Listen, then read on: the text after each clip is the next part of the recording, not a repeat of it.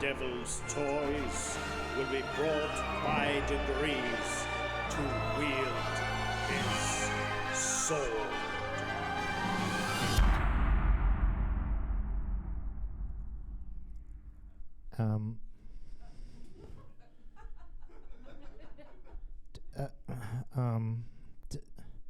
Did the voiceover say something different to what's written on the poster?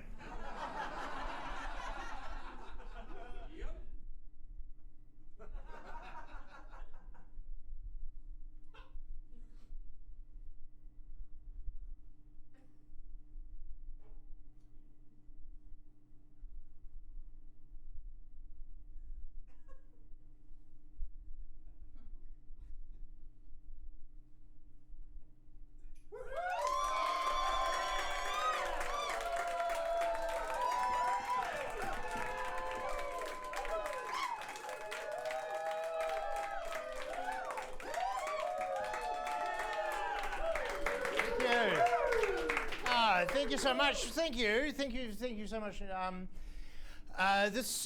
Welcome along to the show. The show is called Anxiety Knife because it is about anxieties and knives.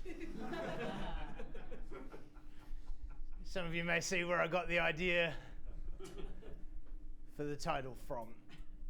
It's that, and it's also the kind. I always wanted to do a show that had a quote on the wall, because that would be kind of I don't know. It would seem kind of I don't know, like important, or make it seem smarter than it is. So those who play with the devil's toys will be brought by degrees to wield his sword.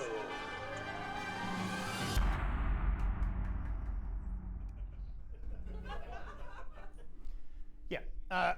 So that's what the show is about. Quite anxious about whether this one's going to work very well.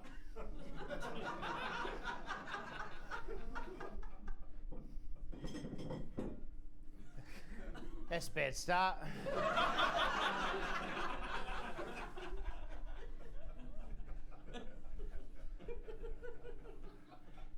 Kind of desperately want you to like me, so I'm wearing fake glasses. I don't need glasses. Just wearing them to seem smarter and more approachable than I am. Friends, I am neither smart nor approachable.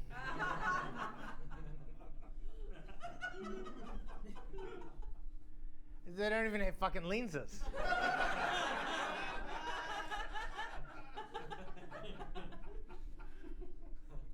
I a weird relationship with glasses, because when I was a little kid I used to need glasses all the time. I had really bad eyesight, and then I got older and I got contact lenses because I wanted to get rid of the glasses, and then I got the laser eye surgery instead of the contact lenses to kind of remove the that kind of issue, and now I've come back around to a point where I'm wearing fake glasses to lie to you.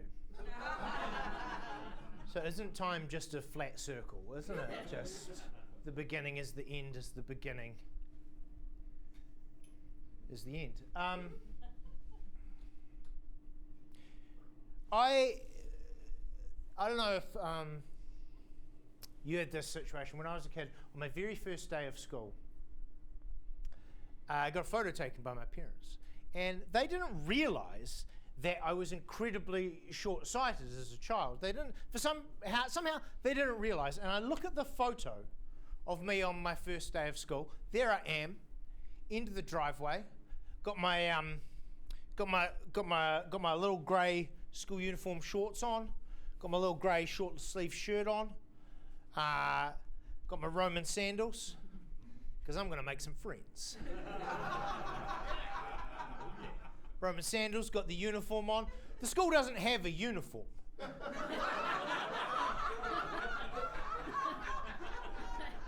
But for some reason, I've been given a uniform. It's fine. It's fine. I'm standing there, got the big backpack. The big backpack. I mean, when you're a kid, you got a big fucking backpack. Like, just huge, massive backpack. Kind of backpack you would take on like a 6-month incursion into Iraq. I've got a pencil case in it. And a banana. And I'm in this gear for my first day of school, and I'm standing at the end of the drive, and I'm looking at the camera like this. And I look at that photo as an adult now, and I'm like, how could you not tell that that kid couldn't see shit? It was very clear.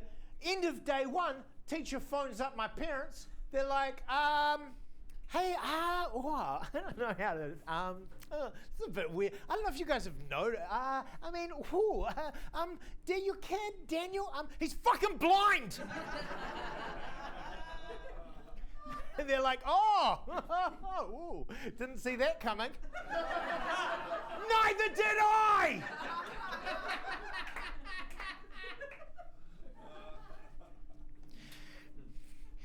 So get new glasses, and suddenly I'm able to see, which is pretty exciting. It's good. But I don't know if you, a lot of you are kind of around my age. Some of you, though, bit younger. Some of you a bit younger. Some of you I'm old. Some of you considerably younger. I'll just tell you about this. So I was at primary school in kind of the early mid-1980s. In the early mid-1980s, at primary school, we had this thing. I'm pretty sure they got rid of it now. I don't think it's a thing that, I don't think you're allowed. I'm pretty sure they kind of got rid of it. But it was a thing that kind of we had. It was called bullies. I don't know if you've heard about this. I'm pretty sure they got rid of them. But bullies lived at school, they lived at school, and that's where they hung out 100% of the time. And they, you could recognise them. You could recognise them quite easily. They would be wearing Reebok pumps, normal size backpack, not a school uniform. They'd have a rat's tail, the haircut of a criminal, and their name would be Jamie. And I got identified, and I got given shit. I got given shit for having glasses. You fucking glasses. Also, something that we had back then in the 1980s was pea gravel. Pea gravel, and this was round gravel that we put under playgrounds, because in the 1980s that was what we thought soft was.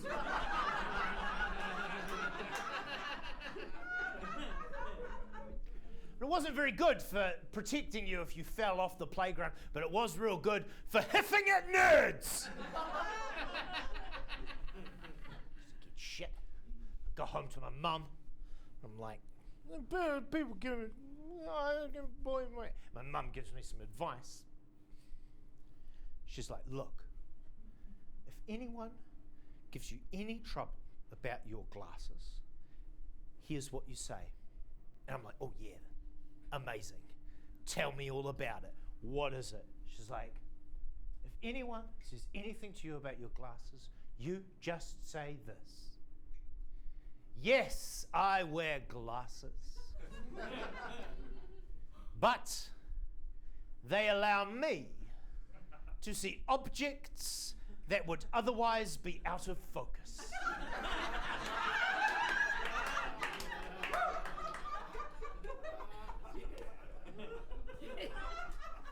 And I'm like, Mom, that is awesome! Of course! Oh, that's such a good idea. I'll disarm them with reality. Oh, of course, amazing. So I head off to school the next day. I'm fucking excited to go to school the next day. I got the glasses. I'm like flaunting them around.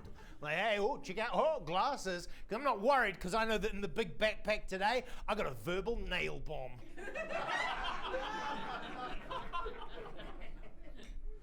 Doesn't take long. Doesn't take long. Kid with glasses is a natural enemy of a bully in the wild. They can't resist. It's like an injured gazelle at the waterhole. And I'm faking my limp.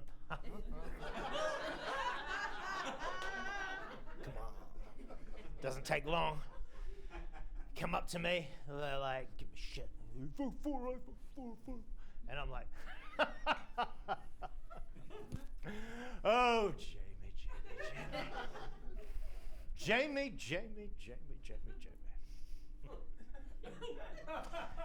Yes. I wear glasses. But they allow me to see objects that would otherwise be out of focus. He looks at me, I look at him. It's like time slows down. I look at him, he looks at me. I'm seeing him 2020. He looks at me, I look at him. I'm like, I see you better on number 1 or number 2? Number 1 or number 2? He looks at me and he's like, yeah, they do, king! And then we high five! And then I get real good at sports, just like that. That's right. And then I'm the king of the school. I'm walking around the school and people are like, hey, Dan, nice sandals. Keeping it cool, both metaphorically and keeping the toes cool. Nice one. Cool backpack, Dan. What do you got on that? Cool guy stuff, I bet. Oh, yeah. And girls, they want to kiss me. Let's be clear. They do. I become the captain of all the teams and I get all of the G.I. Joes, including the vehicles.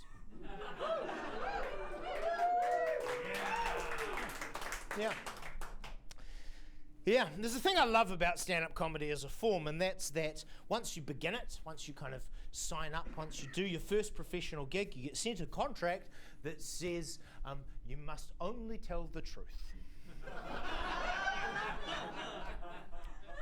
I can only tell the truth. That's the rules of stand-up comedy. You can only tell the truth. You've heard the phrases, oh, you couldn't make that up. Yeah. Oh, truth is stranger than fiction. You've heard it. It's because those are the rules. Those are the rules. No lies in stand-up comedy. So for the next 17 minutes, I would like to talk to you about how big my dick is. Just enormous. Just, and not pleasantly so. No one enjoys it. It's a tangle of horrors. Show it to people, they flinch. It's giving me a scoliosis. It's just... You see when people throw a magnet into the river to kind of fish up things that are stuck, and they pull out like just a kind of weed, kind of green, hanging, just hideousness. That's what I'm with. You know, in season 1 of the Stranger Things, that monster that is kind of like, and then it's like, and it just opens up, and the inside is just flesh and teeth and nightmares. It's like that. That's what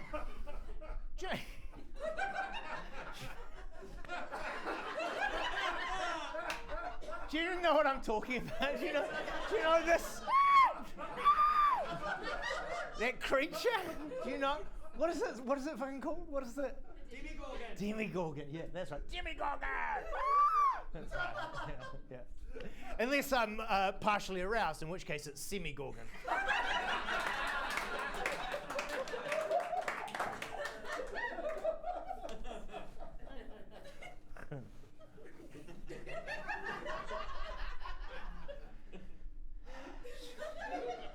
Going to take them off because I don't want there to be lies between us, friends.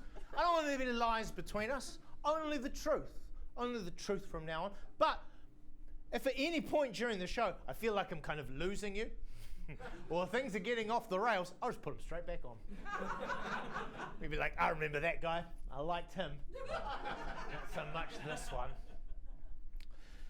I always just thought I had kind of normal anxieties, like normal ones like everyone has. We've all got kind of a set of default anxieties that we all kind of have, being left by someone you love, or getting lost in a foreign city, or having someone touch the inside of your ear while you're asleep.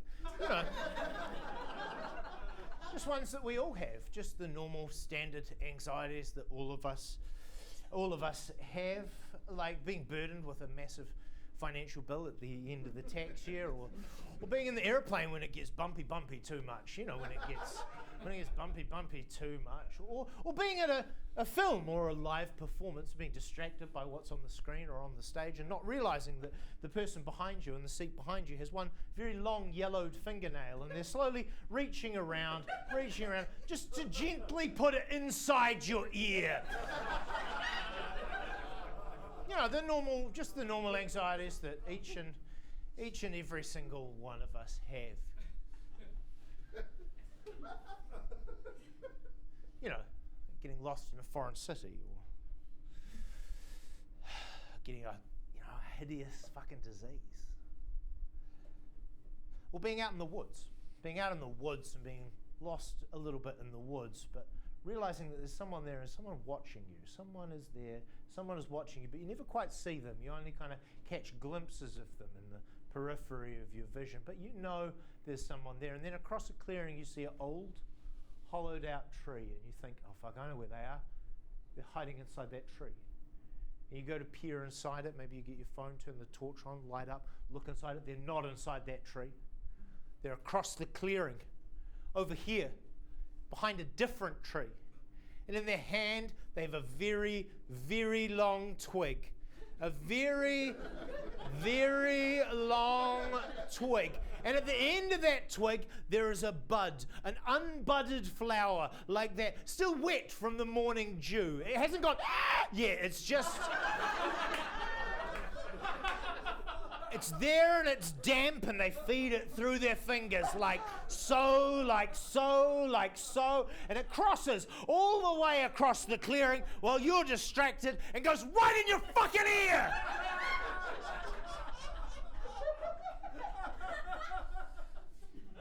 You know, the normal anxieties, like we all have. I never really realized, didn't like to kind of pathologize my behavior. I thought I just had kind of, but there were kind of some signals I've always had. Friends, I've always had a shy bladder. It's always been shy. It's always been shy. And what I mean, if you're not someone who's ever had to urinate as a urinal, then maybe you haven't experienced this. But basically, it's the horror of standing next to someone who is peeing, and then you kind of get in your head too much, and then you can't pee, and you just stand there. And if you're just standing there,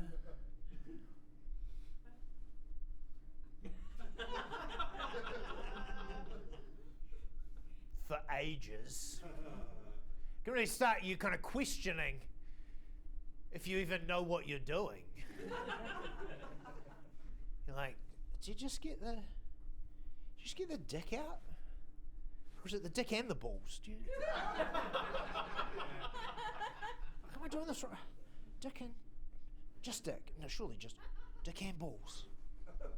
Just the balls. No, that's fucking insane.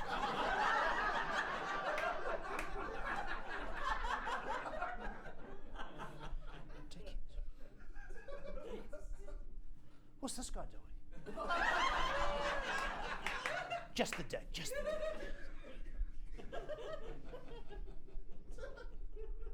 Worked out some techniques to kind of trick my brain into thinking it was thinking about something else. I'll share these with you. If you've ever experienced it yourself, you can take away these techniques. Don't say I don't give you anything. One of them is singing a little song to myself. It goes, P, 1, 2, 3, it is coming out of me. It's good. It's a good one. Works pretty well. It does mean that you have to sing PP 1, 2, 3, it is coming out of me in the public bathroom. It's fine. I also like to just do kind of complicated maths in my head.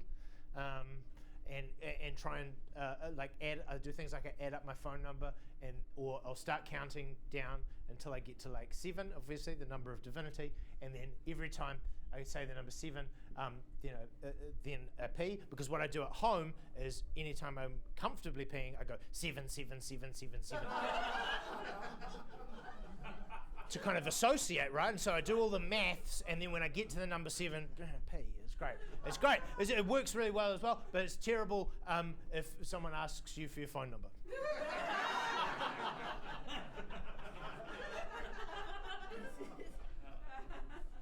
I guess what I'm saying is my bladder is not very good at networking. It's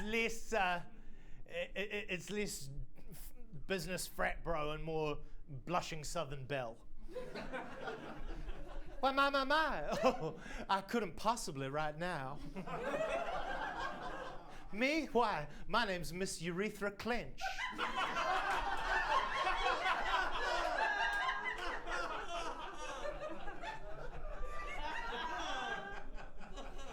I'm back. I know. Some of you are like, fuck, where did Dan go?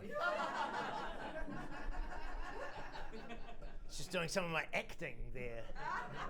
Pretty good. Pretty good. Pretty good at it. I did some swear words, and all of that was about bodily functions. Sorry. It's quite rude, and I would like to apologise now for the swear words I'm going to say in the future, and the sexual connotations I'm also going to make in the future. It's the kind of language my mum would say. She's like, oh, Dan, do you have to use that kind of language? That's the kind of language that would make a sailor blush.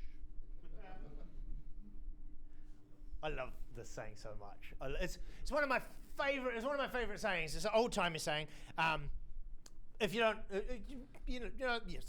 most of you not. But if you don't, I'll just keep talking, and you'll work it out through context cues.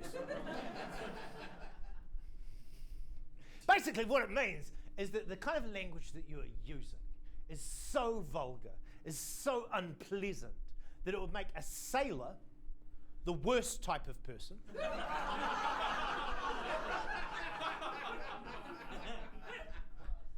That'll make a sailor blush. No, imagine that. Oh, but I tell you what, I reckon if I wanted to make a sailor, I don't think sailors blush when you use swear words. I reckon they know all of them. I reckon they've had a go of them. Probably quite enjoyed it. I also don't think that kind of sexual connotations make a sailor blush. I reckon they know about those as well, sometimes in a transactional manner. If I wanted to make a sailor blush, I'd be like, oh my gosh, who tied all these knots? They're so tight.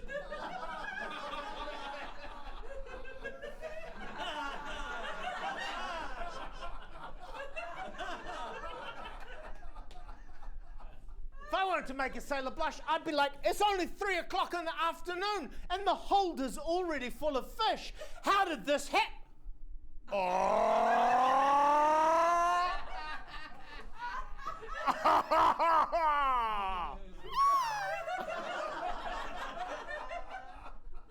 If I wanted to make a sailor blush, I'd take him by the hand. I'd take him by both the hands. I'd hold them in front of me, and I'd say, your hands are very coarse.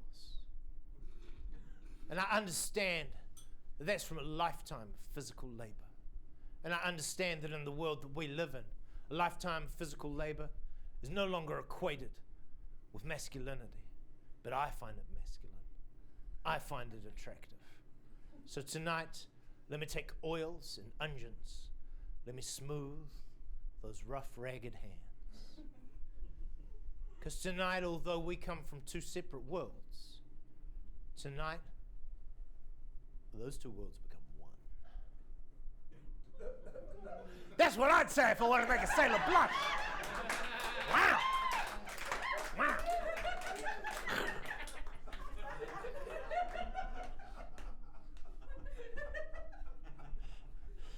I wouldn't be like, look over there, it's Fuckleberry Quim, the pooping prostitute.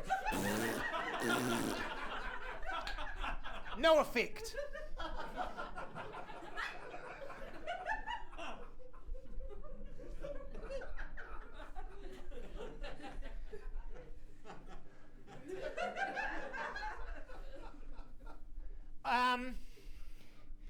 In 2020, I did what I thought at the time was the very last contract that I would ever do as director for the Court Theatre. And after that, I got given a present. And the present was, so the play just had like lots of stabbing and cutting dicks off in it. And I got given this, and it was a knife. They gave me a knife as a present, and it was a cool present, and it was a cool knife. It was a little flick knife, and it had a wee kind of nodule on one side, and you could, if you practiced it a little bit, you could kind of catch it there with that. And then on this side, there was a little post, and you kind of could get your finger into the post and kind of slide it out like that, and the blade would kind of come out, and then it would make a very satisfying click as it kind of came out. It was fucking cool. And then, then it locked in place, and so you'd, because it was safe, and you'd have to kind of if you just got your, and then you could, and then, yeah. And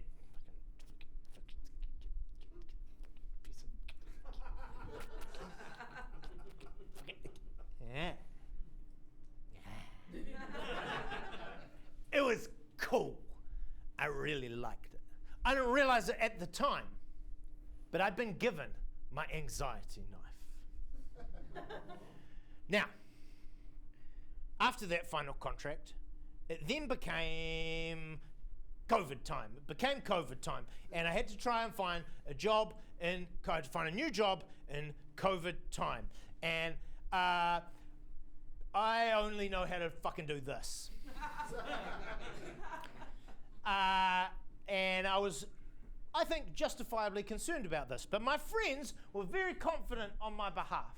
They were like, Dan, don't even worry about it. I don't know why you're worried. And I'm like, I'm quite worried. And they're like, no, you shouldn't be worried because you have soft skills.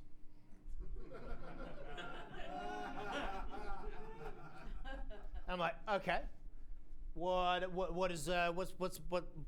fuck is that? And they're like, Dan, soft skills. You've got so many soft skills. You can stand in front of a group of people, you can kind of captivate an audience, you can lead them on an emotional journey somewhere, you can take a team of people, unite them around a theme, and move them towards getting something done. You have strong communication skills, you have strong leadership skills, you have incredible soft skills. People will be lining up around the block to employ you. Do you know what else employers really like? Hard skills.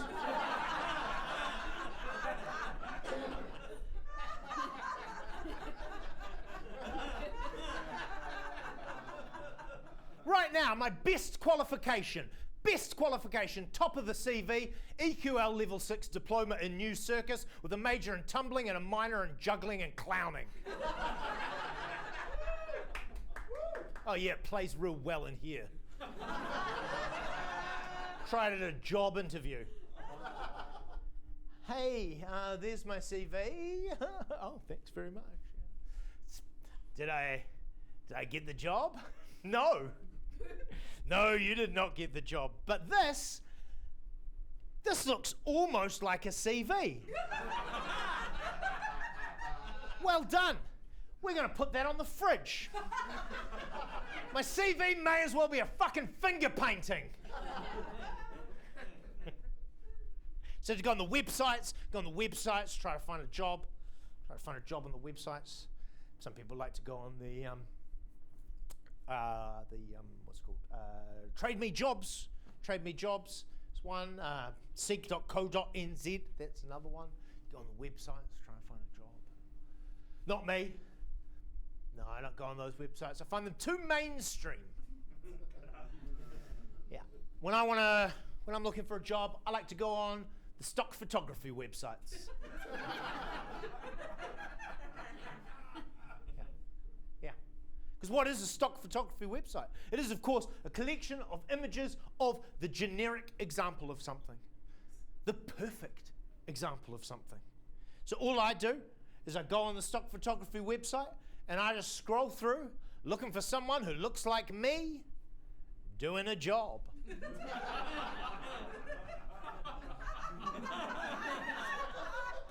When I find a photo of someone that looks like me doing a job, I know I'm the perfect candidate. I just apply for that one. And you'll be thrilled to know, friends, you'll be thrilled to know that there are not one, but two possible options for people that look like me on the stock photography website. Number one, depression.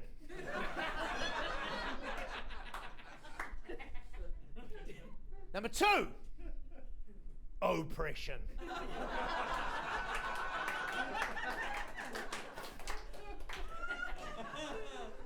That was, Dan, I believe, an applause break for oppression. How very 2025 of us.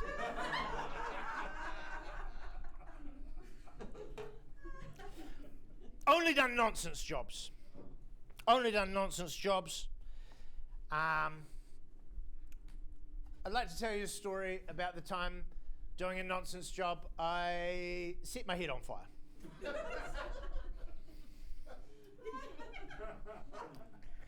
Now, as I mentioned, the EQL Level 6 diploma in New Circus with a minor in juggling. And one of the things I did at the very start of my career is I would do stuff. Rather than just yap, I would do stuff. I would go to do things, and I'd do juggling, or I'd do I don't know, one of those. Just find stuff and stuff. Like, people would pay you to do stuff. This particular gig, this is what I've been booked to do. Juggle fire outside an event while people arrive. Simple as that.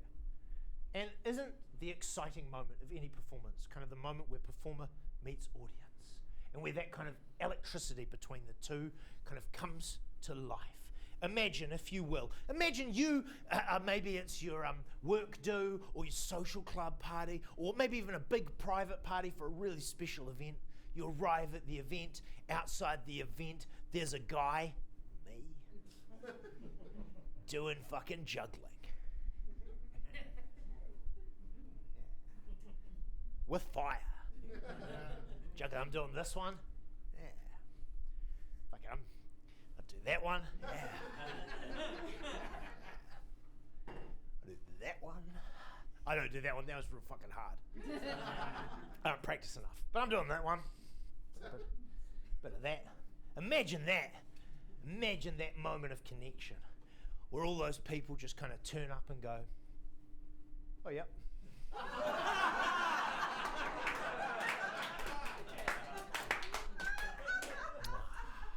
It's just a privilege to be in the arts.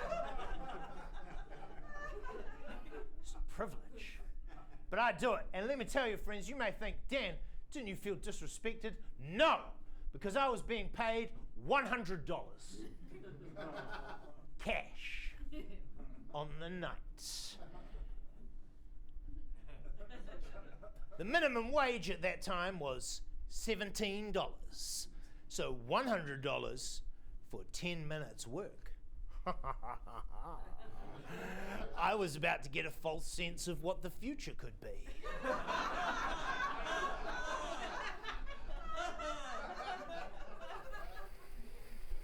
So I'm doing all this, giving it all that. In they go. They're all going. And then I turn around and I realize that my fuel container, which is a little jar that's full of fuel that I dip a bit dunky in, it's on fire. It's caught fire. So obviously, like a little flaming little nodule has kind of come off and landed in there, and it's gone on fire. And it's not a big fire. It's just a little one. Just a little one about, I don't know, about the amount of fire that you would get on like a 12-year-old's birthday cake. If there were actually 12 candles and not like, oh, you get 2 candles for the ones denominator and just 1 candle to represent 10. None of that, there's only 3 candles on your 12th birthday bullshit. Also, not fucking 1 candle in the shape of a 12. No, fuck that. 12 individual candles. But nonetheless, it's about that big. It seems not that large. Now, before I continue, I'd like to explain to you how explosions happen.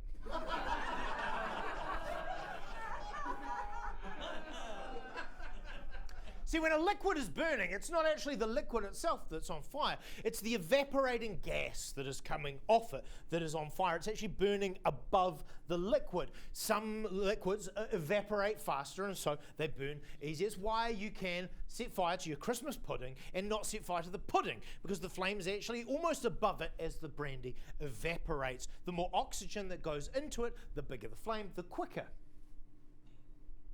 Now, I didn't know that at the time. Because, allow me to reiterate, soft skills. So I looked at that size of flame, and I thought to myself, I've been 12 years old before.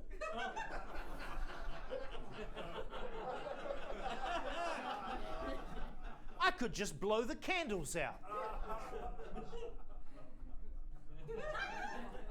And so I did, just gently. And a massive explosion, a huge fireball just erupted out of the jar and engulfed my head and my arms. And my head went on fire because the the gas coming up when it hit a new surface condensed, and so the process began again, but now on my head. And I'm trying to put it out, but of course, as soon as I remove it, it doesn't matter because it just begins evaporating again. Just doing this isn't doing shit.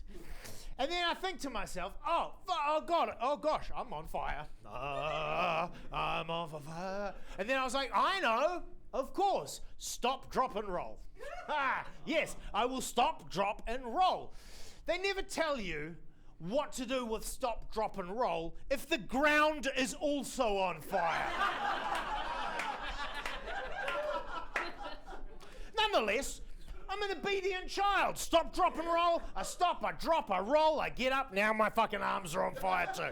Everything's on fire. Everything is on fire. And then I get into the garden and I kind of start piling mud on top of my head to kind of smother everything. I kind of bury myself effectively. And eventually the flames go out. There's still fire everywhere, but I kind of pat it all out. I put everything out. I pack up my stuff. And this entire time, you would think if you were on fire that you would make a noise. For example, oh no, help, I am on fire.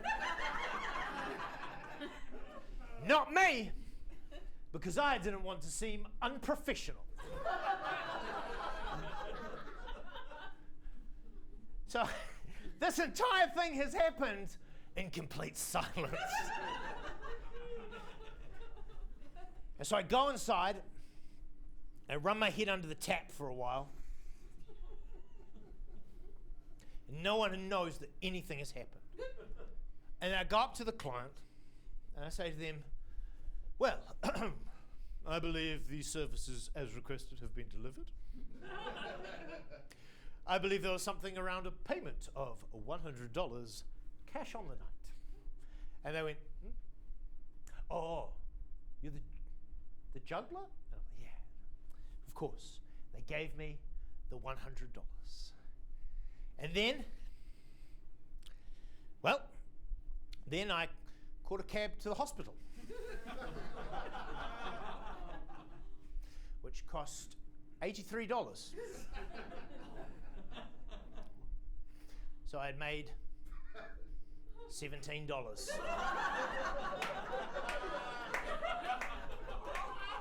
And that is a story about success in the arts. Want to make nothing? Set yourself on fire!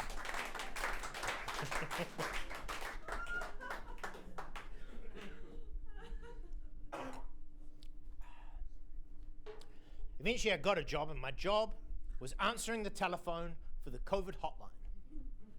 That was my job.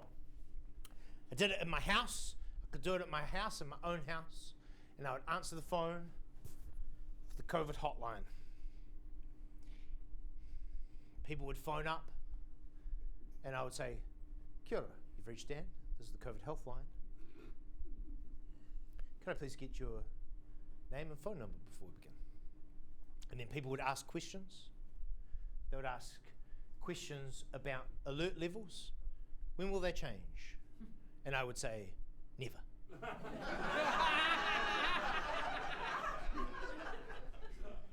And they would tell me about their symptoms.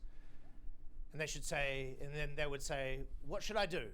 And I would say, go get a test. And it was all right for a while, but it got pretty wearing. And so, as I answered those phone calls, I would sit there with my anxiety knife, just kind of clicking the blade out, then back in, eventually, out, and just stab it into the fucking desk. Back in, back out, back out. If you're looking closely, you'll notice that I'm wearing, that's right, Prime Minister's medal for frontline health services. Yeah, that's right. Fucking doctors hate that shit. It's the same award. Right, now what did you do? No, 7 years in medical school plus my specialisation. Cool. I did 2 afternoons on Microsoft Teams.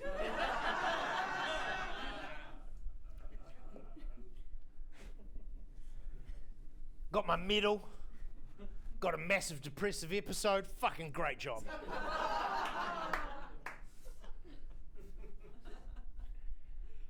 I don't like it very much, but I tell you what, I had one favourite thing, one absolute favourite thing while I was working COVID health, and that was, I don't know if you remember this, but there was a day, it was a very clear cut-off day, where in order to go into public buildings, you had to have a vaccine passport. That became, remember this? There was a day where kind of it was like, oh, it's kind of free form, blah, blah, and then there was like, once you get to this day, boom, you've got to have this to get into buildings. And that wasn't my favourite day. My favourite day was the day before that day. When everyone realised, fuck, I don't have a vaccine passport. Here's how my day went. I would work from 7 in the morning to 3 in the afternoon. It was my day. Here's how the day before vaccine passport day went down. 7:05, dump, phone on. Bring. Kia ora, welcome to the COVID Health Line. You're speaking with Dan, COVID Health Advisor. Yeah, g'day, mate. Yeah, yeah, right. Okay, so here's the thing, right? Here's the thing. Okay, so my name's Raymond O. Stevenson. Here's the thing, mate. Here's the thing. I live rurally. I'm a farm kind of gentleman. I'm a farm gentleman, and well, I don't have a computer. don't have a computer, you see. I don't have a computer, so I can't go on the internet. So this is a funny one, though. You won't have heard this one before. So I can't go on the computer, but I need one of the vaccine passports because I'm going to need to go down the road to go to the fish and chip / lawnmower repair shop. I live rurally. They double them up. They double up the shops. That's how they work out here. So anyway, I need, and well, here's the thing. I don't have a computer. So what am I going to do? What are you going to do about that? Oh, well, I'll just take your address and we'll send you a physical one in the mail. Oh.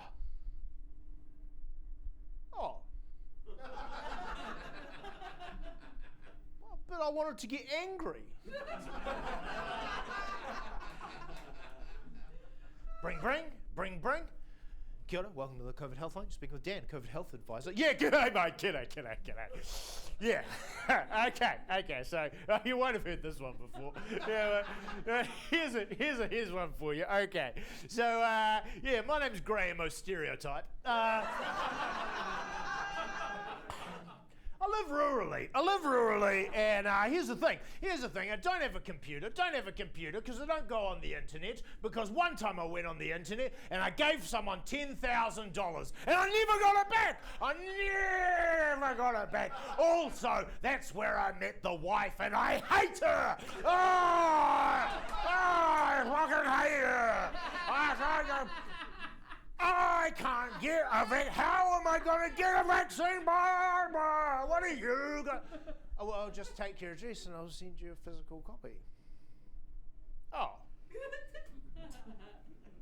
I wanted to get angry. Check my watch. 7:16. All day. The exact same phone call, back to back, from start to finish, no breaks, right through.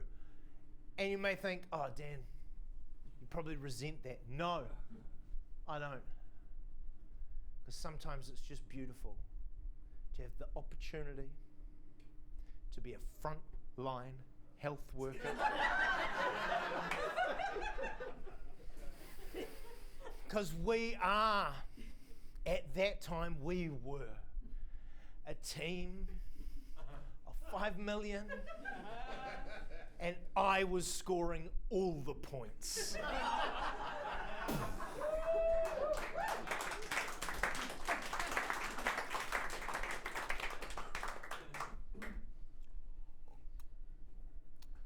Fucking hated that job. Fucking hated it. Got a new job after that. After it wrapped up, and it was writing the social media for Indonesia. Yeah. Not for a company in Indonesia. Indonesia. Because I don't know about you, but when I think about I don't know, a honeymoon getaway plus a theocracy kind of bordering on authoritarianism, I think this.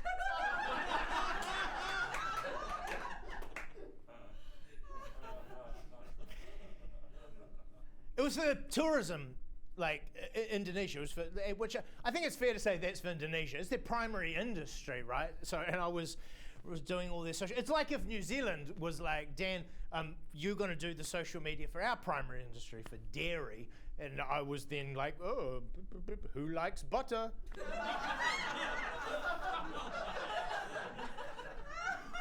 Send tweet.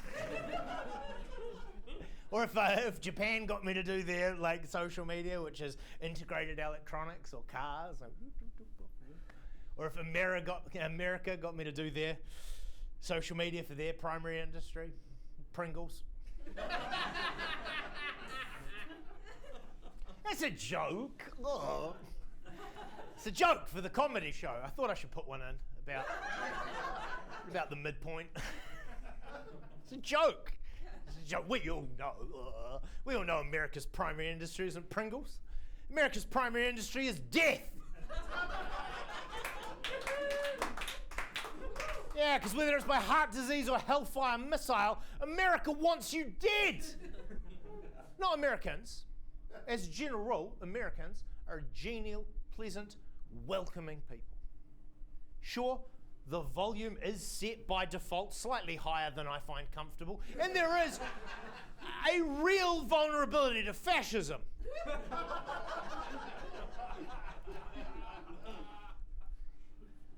But other than that, a genial, welcoming people.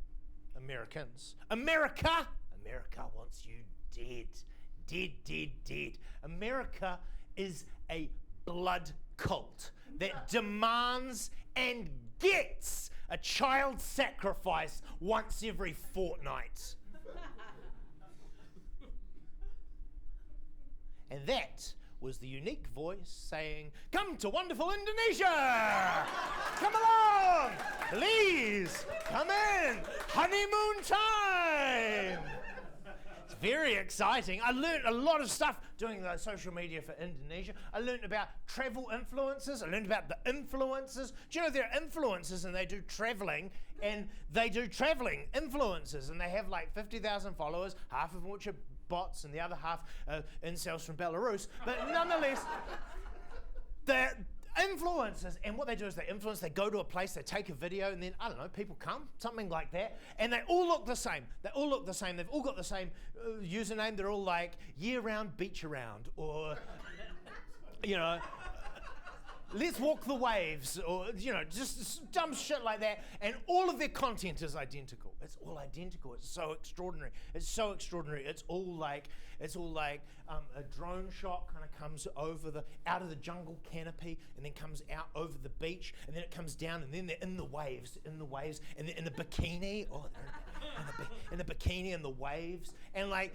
it's honestly, these videos are the most dishonest form of pornography I have ever seen in my life. It's all promise, no penis.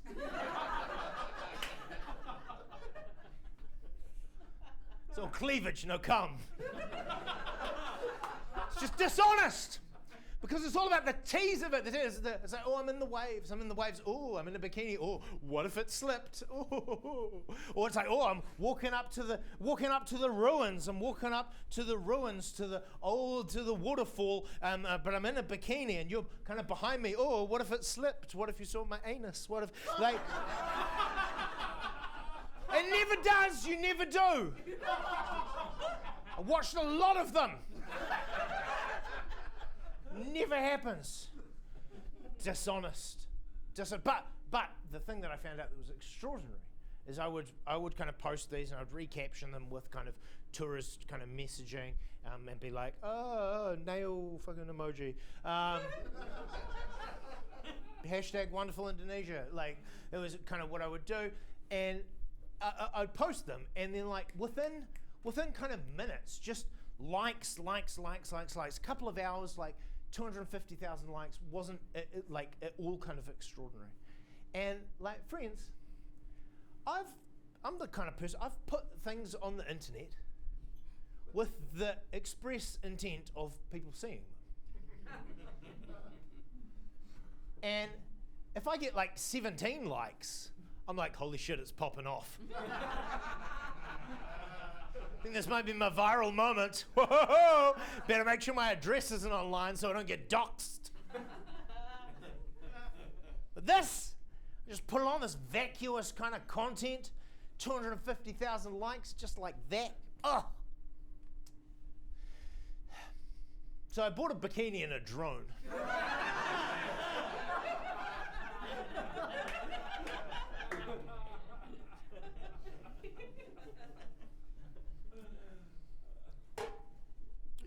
I got to the point where I couldn't leave the house without the anxiety knife. Like, I needed the comfort that I'd kind of trained myself to get through working COVID with it. I kind of got to the point where I couldn't leave the house without it in my pocket, so I could kind of click it, like a lethal fidget spinner. And it got to the point that I was at the supermarket, and I saw my old boss, and I thought to myself, What if I just stabbed them?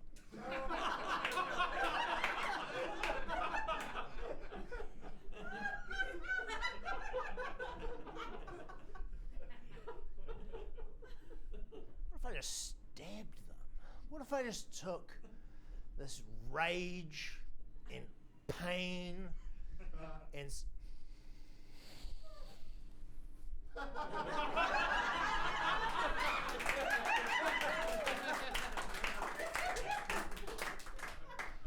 what if I just took this rage and pain and sadness and extended it from my heart out through my body and put it into you? But here's the problem, friends, is that those who play with the devil's toys will be brought by degrees to wield his sword. if you leave the house with a knife, you're going to end up in a stabbing. That's the facts, folks. Sure, it just seems like fun for a while, but eventually you will be brought by degrees to wield his sword. So I left it at home. I weaned myself off the anxiety knife because I realized that if I kept going out with a knife in my pocket, I was gonna end up in a stabby situation. That was the nature of carrying a knife. But I miss it. I miss it because it would soothe me. And I lost that. I thought I knew how I would finish this show. And it was going to be like this.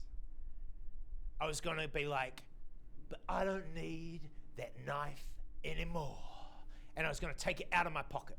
And I was going to be like, and you would all be like, oh, like the mime from before. And then I was going to be like, I don't need it anymore. And I was going to take it and I was going to throw it into the ground. And it would be there like, thump, like that. And then I would look at you meaningfully. And then I would be like, and I would walk off. And I would leave it there. And you would be like, ooh, artist. But then I realized that the floor is made of concrete. And then my wife was like, not into our rug.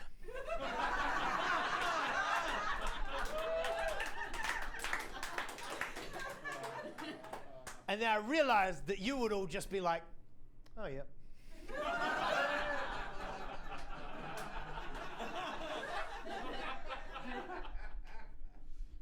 So I don't have it with me. But that suggests, I think, that all my anxieties are gone. And friends, all my anxieties are not gone. I still have them. But I'll be honest with you, they are a lot smaller these days.